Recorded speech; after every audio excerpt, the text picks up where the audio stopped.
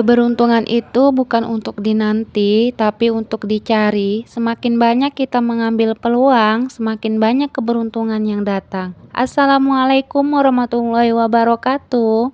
Hai semuanya, jumpa lagi dengan saya di channel YouTube-nya Keluarga Hammam. Alhamdulillah senang banget rasanya aku masih bisa share lagi kegiatan aku seperti biasanya, kegiatan ibu rumah tangga di rumah kontrakan minimalis. Aku senang masih bisa sapa-sapa teman-teman lagi. Gimana kabarnya hari ini? Semoga sehat selalu ya, bahagia selalu. Amin. Seperti biasa aktivitas aku dimulai di awal pagi.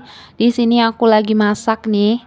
Menu masakan aku kali ini hampir sama seperti kemarin, ada tumis kangkung, ada ikan di balado, tapi ikannya itu beda. Kalau kemarin tuh ikan cucut, kalau ini ikannya ikan seri padang aku balado, dan menu tambahannya ada mie spaghetti. Aku tuh baru perdana kali ini bikin mie spaghetti, semoga saja ini tuh enak, dan alhamdulillahnya setelah dimasak anak-anak suka. Cuman ya kayak rada-rada asem gitu teman-teman dari saus bolognese-nya. Oke, untuk menu ikan baladonya udah selesai. Ini ikan seri padang ya. Ini tuh enak, ikannya lembut dan ikannya itu kayak lemak manis gitu rasanya. Dan untuk menu selanjutnya di sini ada martabak telur seperti biasa. Ini nggak pernah ketinggalan karena aku mau ngabisin stok dari kulit lumpianya ini. Kalau misalnya disimpan di dalam freezer itu tuh dia tahan sampai 20 hari. Jadi sayang aja kalau tidak digunakan. Setiap harinya aku selalu pakai kulit lumpia untuk bikin martabak telur. Aku tuh sekarang sudah memulai hidup hemat dan minimalis. Bagaimana caranya untuk bahan pokok setiap harinya tidak terbuang sia-sia? Bagaimana caranya untuk bahan pokok yang ada di dapur itu selalu bisa dimasak, dimanfaatkan sebaik mungkin, tidak mubazir dan tidak busuk. Jadi cara aku tuh banyak, aku tuh salah satunya selalu membuat food prep agar bahan pokok itu, bahan makanan itu tidak terbuang sia-sia, tidak cepat membusuk, lebih awet dan lebih segar. Aku selalu masak hemat setiap harinya biar supaya tidak banyak pengeluaran untuk biaya bahan makanan untuk masakan sehari-hari. Jadi kalau aku belanja mingguan itu 200.000 bisa dikelola, bahan pokoknya itu tidak langsung ludes dalam beberapa hari, tapi bisa awet dan bertahan sampai seminggu lebih atau bahkan pernah sampai 2 mingguan. Oke, untuk mie spagettinya udah selesai. Di sini aku taburin dengan si keju biar supaya ada rasa asin-asinnya, tapi sebelumnya waktu direbus untuk mie-nya aku udah campurin margarin biar ada asin dan aku tambahin sedikit garam. Di sini ada tumis kangkung, ada ikan goreng untuk Bang Hamam sama Bang Ubu, ada ikan seri padang di balado, ada mie spaghetti, aku campur udang juga biar lebih enak, biar lebih terasa lemak dan asinnya ya. Aku tadi tumisnya pakai bawang bombay. Budget dari menu masakan aku kali ini kita hitung dulu ya. Ikan 10.000, telur 4.000, untuk mie-nya itu dibudgetkan 3.000. Untuk kangkung 1.000 dan udang, keju, dan untuk cabai-cabean kulit lumpianya bawang bombay yang tak terduga 5.000. Totali semuanya 23.000. Sekitar segitulah ya. Ini tuh menu tetap hemat, tidak berlebihan. Yang penting setiap hari itu bisa makan dan juga bisa kenyang, kebutuhan untuk makan sehari-hari terpenuhin, dan untuk kebutuhan vitamin itu tetap konsumsi buah setiap harinya seperti pisang atau buah pepaya atau buah semangka. Intinya setiap hari itu kami selalu konsumsi buah ya, untuk anak-anak juga biar supaya hidup lebih sehat.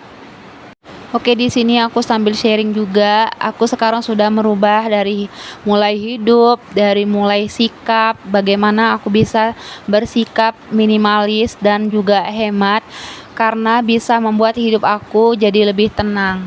Yang pertama, aku selalu mensyukurin semua yang aku miliki. Aku sekarang sudah menghargai apa yang telah ada di dalam hidupku. selalu meluangkan waktu untuk merenung, untuk menghargai keberlimpahan yang sudah aku miliki, bahkan bersyukur itu bisa membantu mengalihkan fokus aku dari hal-hal yang sedang aku alamin, dan juga membantu keinginan aku yang tak terbatas untuk memiliki lebih banyak lagi. Oke, di sini aku sambil bersihkan kipas angin karena super duper berdebu sekali. Ya, alhamdulillah lah ya, sikap ini bisa membantu menciptakan keadaan pikiran aku menjadi lebih tenang dan memungkinkan aku menikmati momen-momen yang sederhana, momen-momen yang kecil yang lebih indah bersama anak-anak. Yang kedua, menentukan prioritas hidup. Pengambilan keputusan yang lebih bijak tentang apa yang benar-benar penting di dalam hidup aku, itu juga sesuatu sikap yang minimalis ya, karena harus banget untuk menentukan prioritas hidup dan fokus pada hal-hal yang memberikan nilai tambah dengan mengurangi keinginan untuk memiliki segalanya. Itu akan lebih baik dan lebih bagus. Oke, di sini aku sambil ngepel lantai juga nih ya. Aku mau lap-lap meja dapur, mau bersihkan dapur ini dulu ya. Karena setelah aku mengetahui prioritas hidup, membantu mengurangi kecemasan dan stresnya aku. Menciptakan ruang juga untuk aku bisa lebih menikmati kehidupan aku yang sederhana ini bersama anak. Yang ketiga, sikap menghindari kebiasaan konsumtif yang berlebihan. Aku sekarang sudah hindarin membeli barang atau benda yang tidak aku perlukan di rumah, dan aku selalu pertimbangkan kembali setiap aku membeli sesuatu itu dengan cermat. Sikap ini membantu aku menghindari akumulasi barang yang tidak perlu dan mengurangi beban hidup yang tidak perlu. Dengan merinci setiap pembelian, aku dapat menghemat waktu, energi, dan uang untuk hal-hal yang benar-benar berarti. Misalnya nih ya teman-teman, misalnya kalian kepengen makan kopi atau seneng atau suka banget sama yang namanya kopi, kan tidak perlu ya harus beli mesin untuk penggiling kopinya juga ya, karena saking cintanya dengan minum cappuccino gitu. Kalau berpikir untuk membeli mesin kopinya juga, itu bahkan bisa lebih merepotkan, lebih ribet saat merawatnya atau membersihkannya dan lain-lain lah ya. Jadi kalau misalnya cinta dengan minum cappuccino, bisa saja untuk membelinya di kafe-kafe favorit kalian. Yang keempat, sikap mengelola waktu dengan bijak. Alhamdulillah sekarang aku sudah fokus pada tugas-tugas yang benar-benar penting, misalnya masak untuk makan kami sekeluarga, mengurus anak, dan juga ngonten. Jadi aku selalu menghindari jadwal aktivitas yang tidak memberikan nilai tambah dalam hidup aku, misalnya kayak ngegosip sama tetangga atau hal-hal yang menurut aku itu tidak penting, karena kalau seperti itu aku bisa kehilangan waktu atau momen yang paling berharga di dalam hidup aku, misalnya dalam mengurus anak. Makanya aku lebih memilih menjadi konten kreator.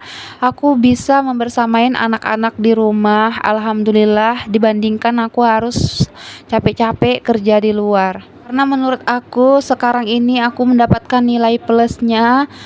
Aku lebih bisa menemukan banyak waktu untuk mengejar tujuan pribadi aku, dan aku lebih banyak bersantai dan menikmati hidup di rumah bersama anak-anak.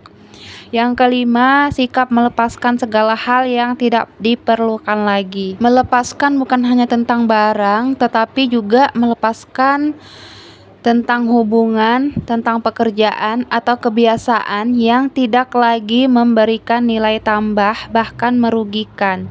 Karena sikap minimalis yang aku pelajarin sekarang, alhamdulillah mengajarkan aku untuk mengidentifikasi apa yang benar-benar penting dan memiliki keberanian untuk melepaskan yang tidak perlu.